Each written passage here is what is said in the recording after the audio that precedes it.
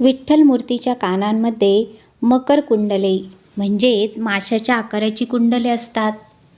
संतांनी आपापल्या अभंगात मकर कुंडले तळपती कानी असे त्यांचे वर्णन केले आहे. पंढरपूरच्या पांडुरंगाच्या कानात हे मासे कसे आले? यामागे एक अत्यंत सुंदर, भावपूर्ण आणि पौराणिक कथा सांगितली जाते. पांडुरंगाच्या कानात मासे कसे आले याची संपूर्ण सविस्तर कथा खालीलप्रमाणे आहे. पांडुरंगाच्या कानातील मकर कुंडलांची कथा सुरू होते द्वापार युगाच्या शेवटी. विठ्ठलाचा परमभक्त पुंडलिक हा चंद्रभागेच्या तीरावर आपल्या आईवडिलांची मनोभावे सेवा करत होता. त्याची भक्ती इतकी श्रेष्ठ होती की प्रत्यक्ष वैकुंठाचा राजा म्हणजेच भगवान श्रीकृष्ण जे विठ्ठल रूपात आले, रुक्मिणीसह त्याला दर्शन देण्यासाठी आले. भगवान जेव्हा पुंडलिकाच्या आश्रमाबाहेर आले तेव्हा पुंडलिक आपल्या आईवडिलांचे पाय चेपत होते. भगवंतांनी त्याला आवाज दिला, पुंडलिका, मी तुला दर्शन देण्यासाठी आलो आहे. परंतु पुंडलिकासाठी मातापित्यांची सेवा हीच सर्वात मोठी पूजा होती. त्याने मागे न वळताच देवाला उभे राहण्यासाठी एक वीट फेकून दिली आणि म्हणाला, देवा, माझी सेवा पूर्ण होईपर्यंत या विटेवर उभे राहा. भगवानही भक्ताच्या प्रेमापोटी दोन्ही हात कमरेवर ठेवून त्या विटेवर उभे राहिले. भगवान श्रीकृष्ण विटेवर उभे राहिले आणि तिथेच ते स्थिरावले. पुढे तेच विठ्ठल रूप झाले. भगवान वैकुंठ आणि क्षीरसागर सोडून युगेच्या युगे पंढरपुरात विटेवर उभे राहिले आहेत. हे पाहून क्षीरसागरात राहणारे 2 दिव्य जलचर मासे अत्यंत व्याकुळ झाले. हे सामान्य मासे नव्हते, तर ते भगवंताच्या नित्य सानिध्यात राहणारे दिव्य जीव होते. भगवंताशिवाय त्यांना क्षीरसागर कोरडा वाटू लागला. ते अन्नाविना आणि भगवंताच्या दर्शनाविना तडफडू लागले. त्यांनी ठरवले की जर आपले प्रभू भूतलावर म्हणजेच पंढरपुरात एका विटेवर उभे आहेत तर आपणही त्यांच्या चरणाशी किंवा त्यांच्या सानिध्यात गेले पाहिजे. ते दोन्ही दिव्य मासे क्षीरसागरातून बाहेर पडले आणि त्यांनी पंढरपुराच्या चंद्रभागा नदीचा मार्ग धरला. चंद्रभागेत आल्यावर त्यांनी विटेवर उभे असलेल्या पांडुरंगाचे विलोभनीय रूप पाहिले. भगवंताचे ते साजिरे रूप पाहून ते मासे देवाच्या चरणाशी आले. त्यांनी पांडुरंगाला प्रार्थना केली, हे देवा, तुम्ही वैकुंठ सोडून येथे विटेवर उभे राहिलात. तुमच्या विरहामध्ये आम्ही क्षीरसागरात जगू शकत नाही. आम्हाला देखील तुमच्या चरणाशी किंवा तुमच्या शरीरावर कुठेही जागा द्या. आम्हाला तुमच्यापासून दूर करू नका. भगवान विठ्ठल हे करुणाकर होते. आपल्या भक्तांची आणि जीवांची व्याकुळता त्यांना पाहवत नाही. त्यांनी त्या माशांकडे पाहिले आणि देव विटेवर उभे होते आणि त्यांचे दोन्ही हात कमरेवर होते. त्यामुळे ते हातांनी त्या माशांना उचलून घेऊ शकत नव्हते. तेव्हा पांडुरंगाने त्या माशांना सांगितले, तुम्ही माझ्या सानिध्यात राहण्यासाठी इतका मोठा त्याग करून आला आहात. मी तुम्हाला माझ्या चरणाशी ठेवू शकत नाही, कारण तिथे अनेक भक्त डोके टेकवतात.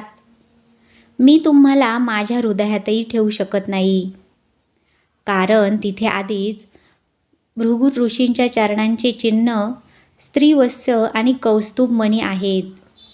पांडुरंग पुढे हसून म्हणाले, माझे कान नेहमी माझ्या भक्तांची गुणगान, त्यांच्या प्रार्थना आणि नामस्मरण ऐकण्यासाठी उत्सुक असतात. तुम्ही माझ्या कानात स्थान मिळवा. तिथे राहून तुम्ही नेहमी माझ्या भक्तांच्या आणि भक्तीचा रसास्वाद घेऊ शकाल. भगवंताची आज्ञा मिळताच ते दोन्ही दिव्य मासे उडी मारून थेट पांडुरंगाच्या कानावर जाऊन बसले. भगवंताच्या स्पर्शाने त्या माशांचे रूपांतर अत्यंत तेजस्वी दैप्यमान अशा मकर कुंडलात म्हणजेच माशांच्या आकारांच्या दागिन्यात झाले. तेव्हापासून पांडुरंगाच्या कानात ते मासे कुंडल बनून डोलत आहेत.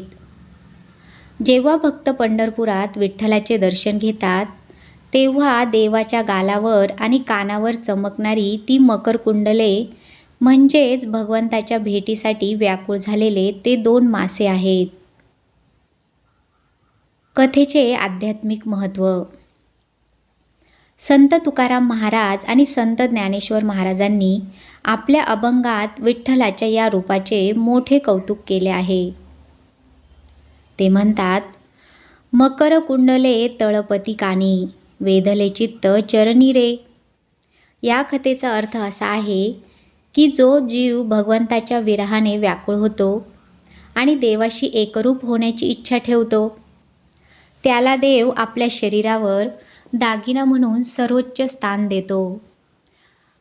मासे हे पाण्याचे म्हणजे जीवनाचे प्रतीक आहेत आणि पांडुरंगाच्या कानात राहून ते सुचवतात की देवाने आपल्या भक्तांचे जीवन स्वतःच्या कानाशी म्हणजेच हृदयाजवळ जतन करून ठेवले आहे. विठ्ठलाच्या कानात मासे असण्यामागे संतांनी खूप सुंदर अर्थ सांगितले आहेत. सतत जागरूक असणे. मासा हा जीव असा आहे जो पाण्यात पोहताना किंवा झोपतानाही आपले डोळे कधीही मिटत नाही. देवाच्या कानात मासे असणे हेच दर्शवतात की पंढरीचा विठ्ठल आपल्या भक्तांच्या हाकेसाठी 24 तास कान उघडे ठेवून जागृत आहे. तो कधीही डोळे झाकत नाही की कधीही कान बंद करत नाही. जसा मासा पाण्याशिवाय जगू शकत नाही, तसा खरा भक्त हा देवाच्या नामाशिवाय जगूच शकत नाही. हे दाखवण्यासाठी देवाने माशाला आपल्या कानात जागा दिली आहे. संतांच्या अभंगात आणि विठ्ठलाच्या आरतीत कानडा राजा पंढरीचा किंवा करकटावरी ठेवून या विठ्ठल जडला, कानी मकरकुंडले परिधान केली असा उल्लेख येतो.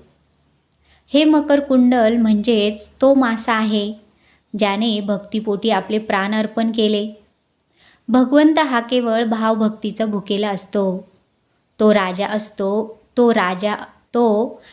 असो, रंक असो, माणूस असो वा प्राणी पक्षी, जो कोणी अनन्य भावाने देवाला शरण जातो, देव त्याला थेट आपल्या हृदयाजवळ किंवा कानाशी जागा देतो. हेच या कथेतून शिकायला मिळते. संत तुकाराम महाराज देखील विठ्ठलाच्या या रूपाचे वर्णन करताना लिहितात, मकर कुंडले तळपती श्रवणी, विटे शोभे दोन्ही चरण कमळ. याचा अर्थ असा आहे, विठ्ठलाच्या कानात माशांच्या आकाराची कुंडले चमकत आहेत आणि त्याचे दोन्ही पाय विटेवर शोभून दिसत आहेत. कथा आवडली असेल तर व्हिडिओला लाईक करा, शेअर करा आणि अशाच कथा गोष्टी ऐकण्यासाठी चॅनलला नक्की सबस्क्राईब करा. धन्यवाद.